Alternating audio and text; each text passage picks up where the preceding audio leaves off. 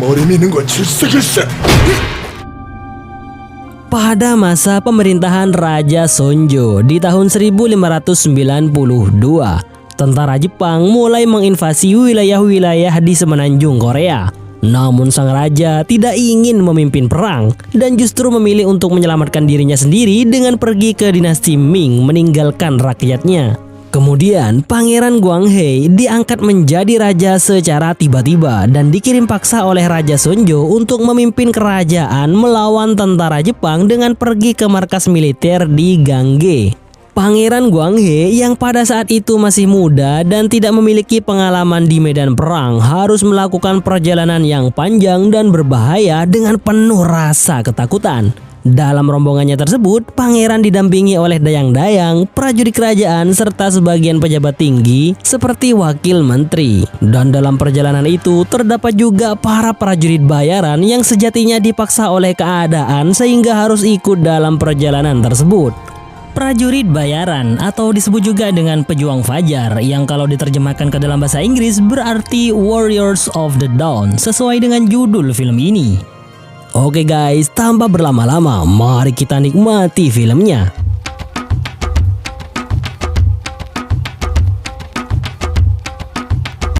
Di awal film, diperlihatkan para prajurit Korea yang menjaga perbatasan utara dinasti Joseon dari musuh. Musuh mereka yaitu suku Jurchen yang kebetulan lewat pada saat itu langsung mendapatkan serangan mendadak dari prajurit Korea. Namun terlihat prajurit yang menyerang suku Jurchen itu tidak nampak seperti prajurit Korea. Ya, ternyata orang-orang ini adalah warga sipil yang terpaksa menjadi seorang prajurit atau biasa disebut dengan prajurit bayaran. Hal itu mereka lakukan demi bisa menghidupi keluarga mereka yang kelaparan dengan dipimpin oleh seseorang yang bernama Towo. Mereka berjuang agar bisa menuntaskan setiap misinya, sehingga saking seringnya mereka melakukan misi sebagai prajurit bayaran, menjadikan kemampuan mereka meningkat seiring berjalannya waktu. Hal itu jugalah yang membuat mereka bisa mengalahkan suku Jurchen saat itu. Dari semua orang dari suku Jurchen yang dihabisi, terdapat satu orang yang dibiarkan hidup. Orang itu bernama Goruta. Namun sebagai imbalannya ia harus mau melakukan apapun untuk pihak Korea.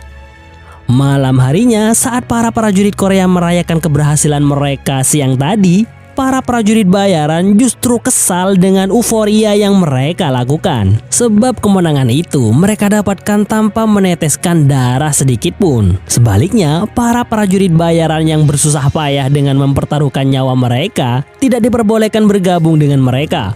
Tapi apalah daya, mereka hanya bisa sabar sambil mengantri jatah makanan yang tidak seberapa. Di sisi lain, di sebuah daerah bernama Yongbyon, tempat di mana Raja Sonjo melarikan diri dari ibu kota, raja dan para menteri menyusun rencana terkait keinginan raja untuk meminta bantuan pada dinasti Ming, di mana agar raja bisa meninggalkan Korea serta pemerintahan tetap berjalan, pada akhirnya diputuskan untuk mengangkat Pangeran Guanghei sebagai raja sementara. Seseorang yang dianggap paling pantas di antara saudara-saudaranya. Lantas walaupun sempat menolak karena menganggap tugas itu sangat berat bagi dia yang baru berusia 18 tahun, Pangeran Guanghei dengan terpaksa dan berat hati akhirnya menerima tugas itu. Raja juga menambahkan bahwa langkah pertama Pangeran Guanghei sebagai raja yaitu harus sampai terlebih dahulu ke sebuah markas di daerah Gangge, yang mana di situ sudah ada Laksamana Yi Sun Sin yang akan menerimanya sebagai raja. Dengan pesan dari Raja Sonjo sebagai bukti, diharapkan keduanya bisa bekerja sama dan menyusun rencana untuk menghadapi Jepang. Tak lama kemudian, mereka pun segera berangkat ke tujuan mereka masing-masing. Raja menuju dinasti Ming di Cina, sedangkan pangeran menuju Gangge untuk menemui Yi Sun Sin. Sementara itu, Towo dan kawan-kawan yang beberapa saat sebelumnya juga sudah berada di Yongbyon akhirnya mendapatkan misi baru untuk mengawal pangeran sampai ke Gangge. Sebuah misi yang juga akan menjadi misi terakhir mereka sebelum akhirnya bisa pulang dan mendapatkan bayaran. Namun wakil menteri yang juga ikut dalam rombongan pangeran menjanjikan jika berhasil sampai ke Gangge dengan selamat, ia akan mengadakan uji seleksi pengangkatan prajurit resmi Korea. Sehingga para prajurit bayaran memiliki kesempatan untuk mendapatkan kehidupan yang layak sebagai prajurit resmi. Mendengar hal itu, Towo sebagai pemimpin prajurit bayaran sebenarnya tidak terlalu mempercayai ucapan wakil menteri. Ia beranggapan bahwa orang yang terancam akan berkata apapun untuk menyelamatkan dirinya.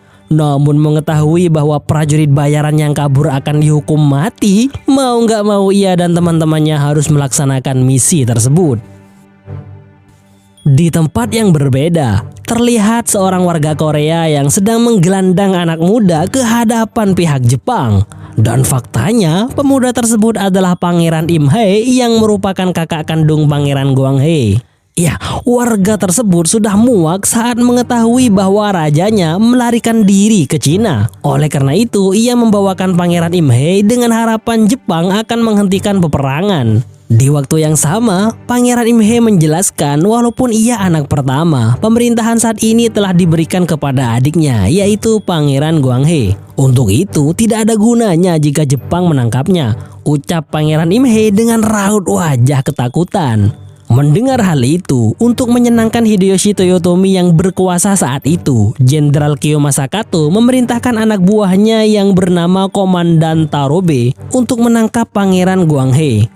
Malam harinya, saat rombongan pangeran tengah berhenti untuk beristirahat, tiba-tiba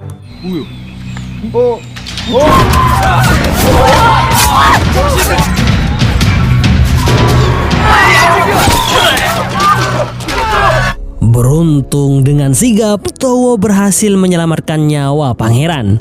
Namun meski begitu, ia harus merelakan buku-buku kesayangannya terbakar habis di lahap api.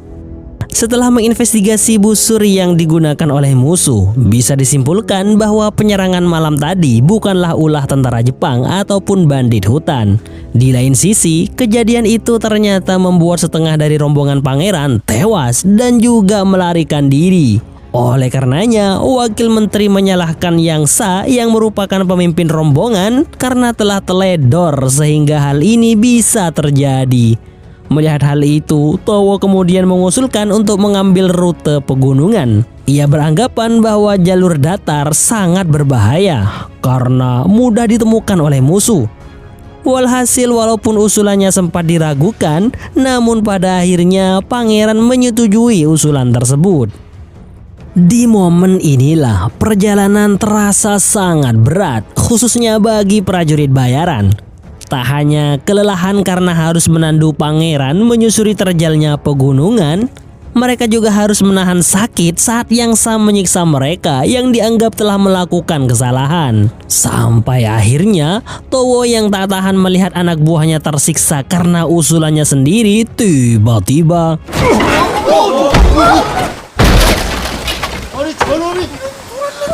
betapa terkejutnya semua orang melihat apa yang dilakukan oleh Towo. Bahkan Yang Sa menganggapnya sebagai sebuah pengkhianatan. Towo pun menjelaskan bahwa jika saja pangeran berada dalam tandu itu saat jatuh, maka bisa dipastikan semua anak buahnya akan dibunuh karena melakukan kesalahan. Padahal hal itu tidak akan merubah nasib negara. Pada intinya, jika perjalanan dengan tandu diteruskan, dikhawatirkan pangeran akan celaka karena Towo dan kawan-kawan sudah kecapean untuk terus membawa pangeran. Belum lagi, jika hal yang tak diinginkan itu benar-benar terjadi, maka otomatis Towo dan kawan-kawan akan langsung dihukum mati. Mendengar hal itu, Yang Sa tidak terima karena merasa digurui oleh prajurit rendahan. Dengan emosi, Yang Sa langsung menyiksa Towo saat ia sudah menurunkan pedangnya.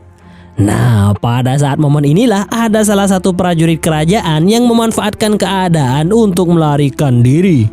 Sementara itu, pangeran yang meresapi apa yang dikatakan Towo seketika menyuruh Yang Sa menghentikan aksinya sembari mengatakan bahwa ia siap meneruskan perjalanan walaupun tanpa menggunakan tandu. Terlebih lagi, ia sebenarnya memang tidak nyaman saat menaiki tandu tersebut.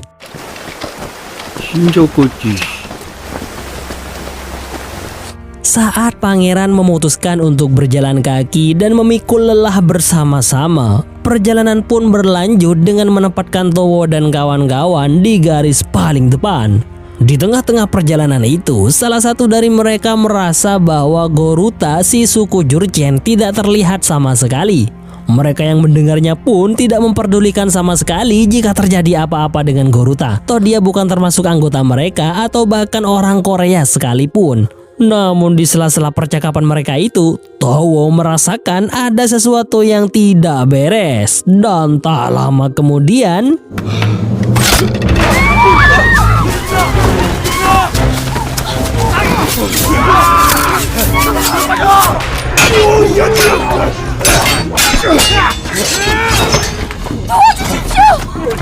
beruntung untuk kedua kalinya, Towo berhasil menyelamatkan pangeran. Namun dikira sudah aman, tiba-tiba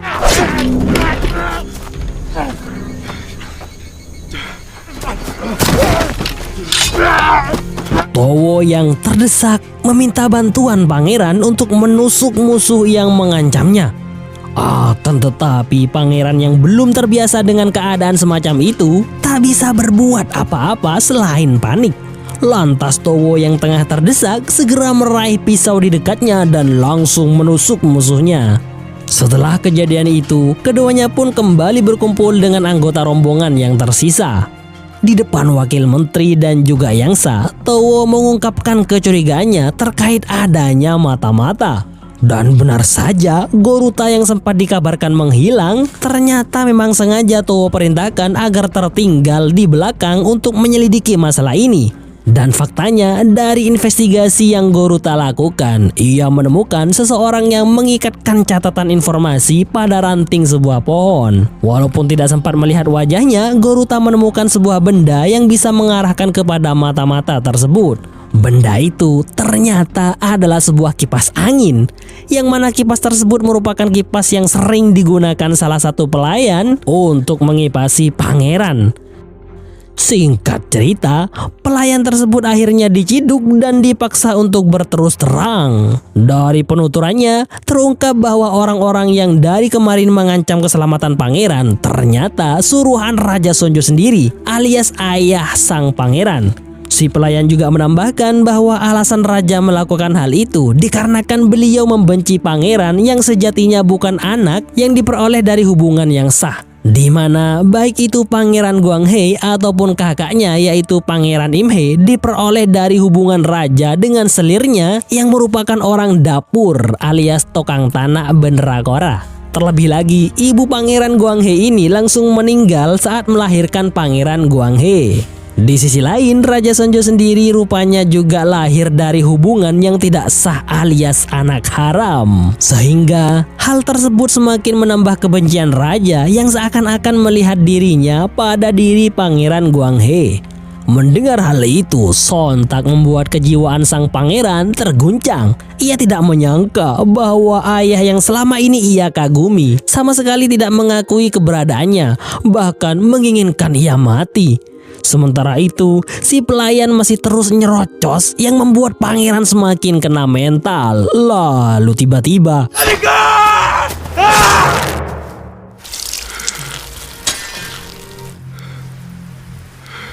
akhirnya keluarlah jiwa-jiwa brutal sang pangeran yang nantinya akan menjadi titik balik kedewasaan pangeran sebagai seorang pemimpin. Di tempat berbeda, prajurit yang kabur dari rombongan pangeran tanpa sengaja malah bertemu dengan pihak Jepang. Sontak saja Komandan Taro BCS pun segera menangkapnya. Nah, pada saat terancam itulah si prajurit terpaksa membocorkan informasi terkait pangeran dan tujuannya. Sehingga hal itu membuat Komandan Tarobe dan pasukannya akan dengan mudah mengetahui pergerakan pangeran. Belum lagi, ia telah mengirim utusan agar markas utama segera menuju Gangge, tempat terakhir yang menjadi tujuan Pangeran Gwanghei.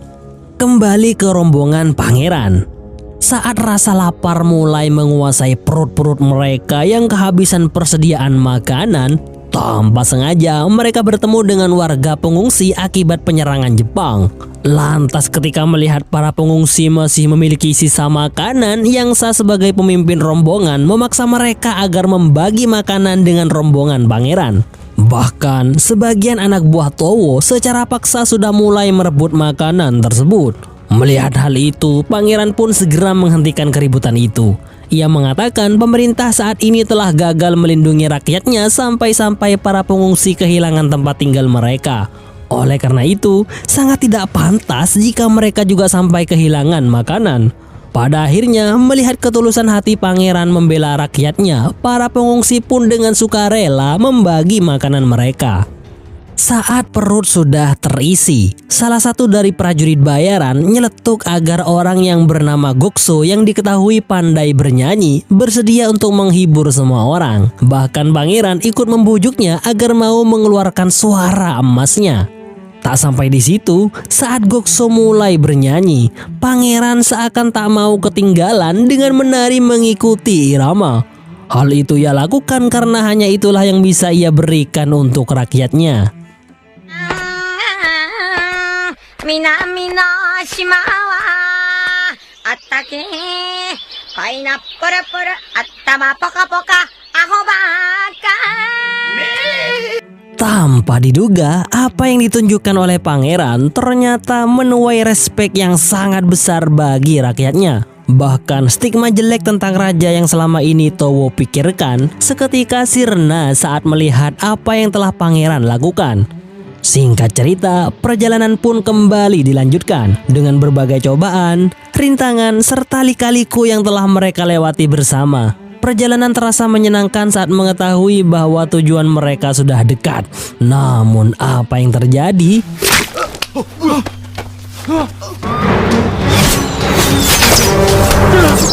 Ya, ternyata orang-orang suruhan raja masih belum berhenti dengan terus mengincar pangeran. Lantas rombongan pangeran yang sudah mulai melemah dengan kehilangan banyak anggota saat ini berada dalam posisi terdesak. Bahkan yang sah harus mati demi menyelamatkan nyawa pangeran.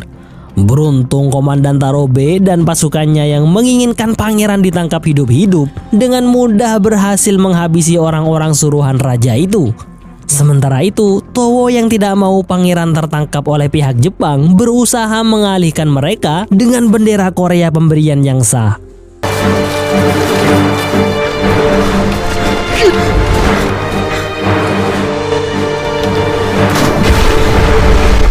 Syukurlah taktik yang digunakan Towo ternyata berhasil menyelamatkan pangeran dan anggota rombongan yang tersisa.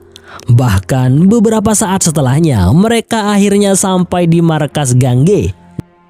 Namun apa yang terjadi? Perjuangan berat yang mereka lalui untuk sampai ke sana seakan tak berarti setelah menemukan markas militer tersebut telah hancur. Di sisi lain, harapan para prajurit bayaran yang menginginkan sebuah ujian militer yang telah dijanjikan seketika pupus dan tak lagi bisa diharapkan. Tak lama kemudian keadaan diperparah dengan kabar buruk yang menimpa keluarga mereka di kampung halaman, di mana beberapa orang yang berusaha lari dari kejaran musuh menggunakan rakit buatan mengalami nasib sial karena harus terjebur ke sungai dan mati tenggelam. Yang lebih mengejutkannya lagi, salah satu dari korban tenggelam itu ternyata adalah ibu Gokso. Di waktu yang sama, dengan keadaan markas yang sudah tidak bisa diharapkan lagi, Wakil Menteri segera mengajak pangeran untuk pergi dari sana. Ia khawatir pihak Jepang yang masih mengincar pangeran akan kembali ke markas tersebut. Tapi pangeran yang masih mematuhi perintah raja sekalipun sudah tidak dianggap bersikukuh untuk tetap bertahan sembari berusaha mengumpulkan bantuan. Namun wakil menteri yang menjelaskan bahwa rakyat yang mengetahui rajanya kabur tidak akan sudi untuk memberikan bantuan. Belum lagi, satu-satunya orang yang bisa diharapkan yaitu Laksamana Ye Sun-shin hingga kini belum diketahui keberadaannya. Lalu di tengah-tengah percakapan mereka itu, masuklah Towo yang bermaksud untuk berpamitan. Yang mana sesuai janji mereka sebelum keberangkatan, tugas akan selesai saat pangeran telah sampai di markas tersebut. Apalagi mereka kini harus segera menemui keluarga mereka yang nasibnya mulai terancam. Mendengar hal itu, sebagai pemimpin yang baik, pangeran pun mengizinkan mereka pulang sesuai apa yang telah dijanjikan. Namun sebelum ia dan anak buahnya pergi, tak lupa terlebih dahulu Towo menyerahkan bendera Korea kepada pangeran. Di tengah perjalanan pulang, Goruta yang sejatinya memang bukan bagian dari mereka memilih berpisah dan mencari tujuannya sendiri. Sementara itu setelah cukup lama berjalan, tanpa sengaja Towo dan kawan-kawan melihat tentara Jepang yang sedang menuju markas pangeran. Hal itu pun membuat Towo bimbang dengan apa yang harus ia perbuat. Pasalnya ia masih harus segera pulang untuk memastikan keluarganya baik-baik saja.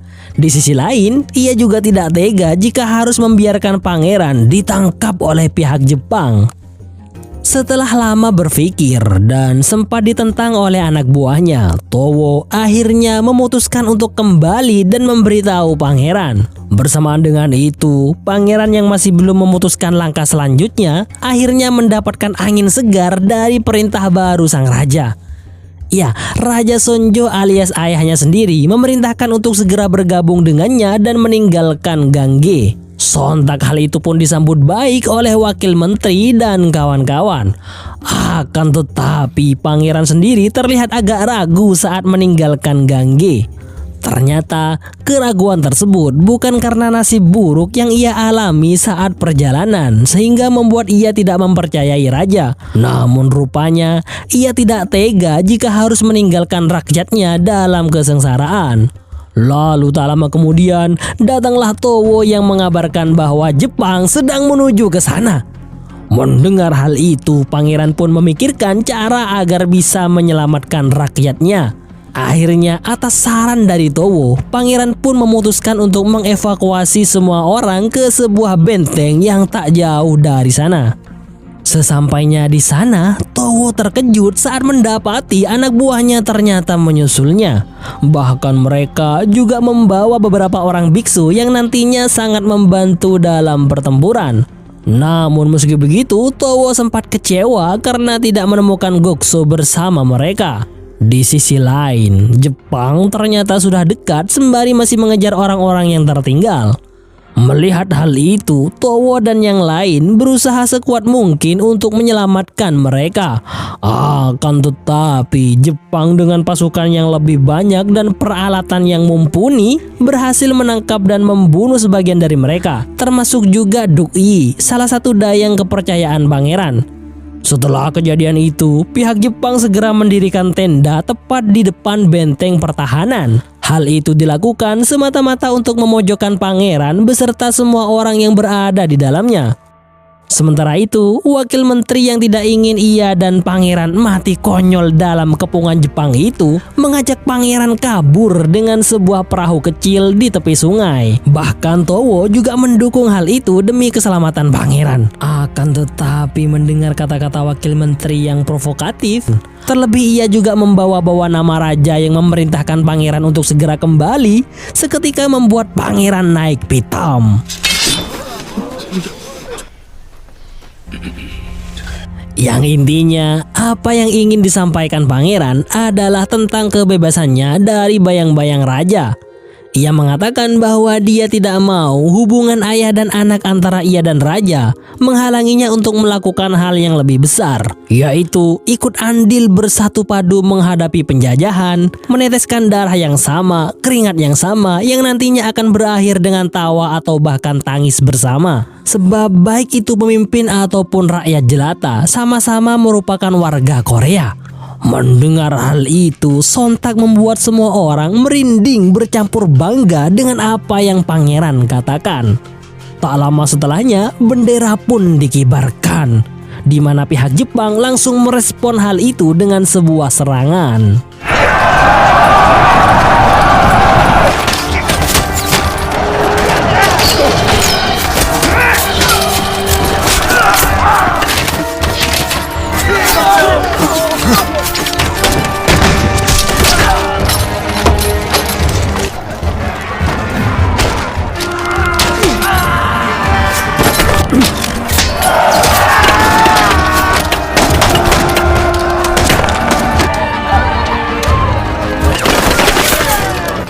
Untuk sementara, pertempuran tersebut bisa dikatakan imbang. Sebab baik itu pihak pangeran ataupun Jepang sama-sama menelan banyak korban. Akan tetapi berbeda dengan pihak Jepang yang masih memiliki banyak stok pasukan dan juga senjata, kubu pangeran justru sangat memprihatinkan. Tak lama kemudian keadaan semakin buruk dengan munculnya Gokso yang sudah berpihak pada Jepang. Di depan benteng, ia mencoba mempengaruhi pangeran untuk menyerahkan dirinya. Namun meski begitu, terlihat dari raut wajahnya bahwa Gokso terpaksa melakukan hal itu. Iya, hal itu ia lakukan tak lain semata-mata karena menginginkan teman-temannya selamat. Lantas dengan perasaan yang campur aduk, Gokso terus nyerocos meminta pangeran menyerahkan diri. Pangeran yang mendengar hal itu sempat akan keluar demi keselamatan rakyatnya. Tapi Towo yang sudah kenyang akan pengalaman dalam berperang memberitahu pangeran bahwa hal itu hanya tipuan saja. Sebab walau pangeran menyerahkan diri, semuanya tetap tidak akan selamat. Lalu tiba-tiba,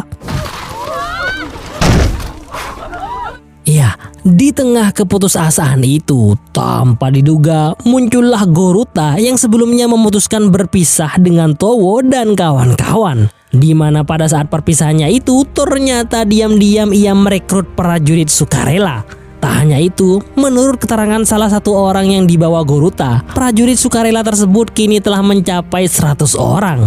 Untuk itu, karena tidak mungkin mengevakuasi semua orang lewat lubang kecil tersebut, maka diputuskanlah untuk menerobos kepungan Jepang dengan 200 prajurit sukarela sebagai backingan.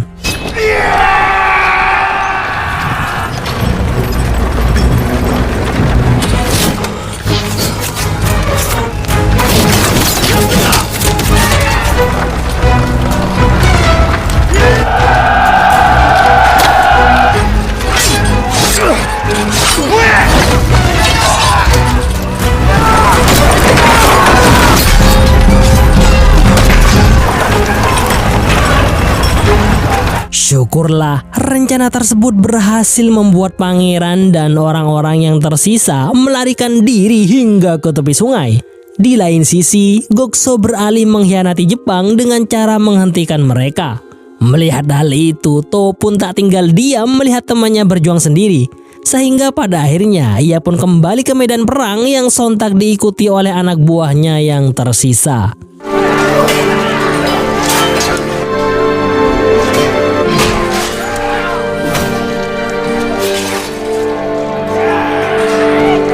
Kini tinggallah 6 orang yang tersisa menghadapi prajurit Jepang yang tiada habisnya. Namun meski begitu, mereka tak tampak khawatir ataupun sedih dengan apa yang akan mereka hadapi. Sebab mereka bangga bisa mengakhiri tugas, bukan lagi karena uang, melainkan demi sebuah harapan akan kedamaian yang mereka titipkan pada pangeran.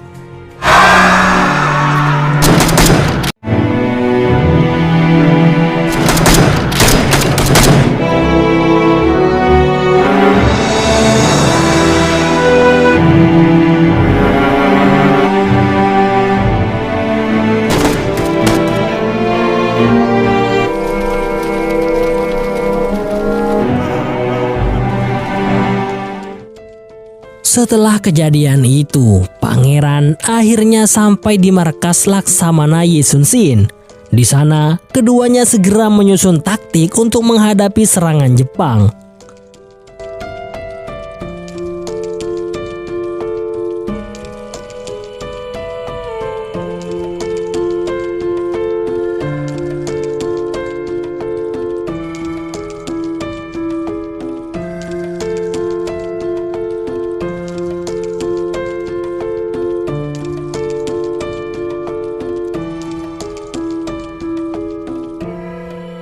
Pesan yang bisa diambil dari film ini adalah bahwa prestasi bukanlah sebuah kebetulan dan impian tidak akan pernah menjadi kenyataan tanpa adanya kerja keras. Hal itulah yang digambarkan jelas dalam film ini, di mana pangeran yang masih muda dan belum berpengalaman dihadapkan dengan sebuah jalan terjal demi menjadi seorang pemimpin sejati. Sehingga ia yang di masa depan bisa sukses menggantikan ayahnya sebagai raja berikutnya tentunya tak lepas dari peran besar perjalanan ini. Sebuah perjalanan yang menguras tenaga, emosi dan juga pikiran. Dan tak bisa dipungkiri, hal itulah yang membuat pangeran atau bahkan siapapun yang melaluinya akan menjadi seseorang yang lebih bijak dan berpengalaman.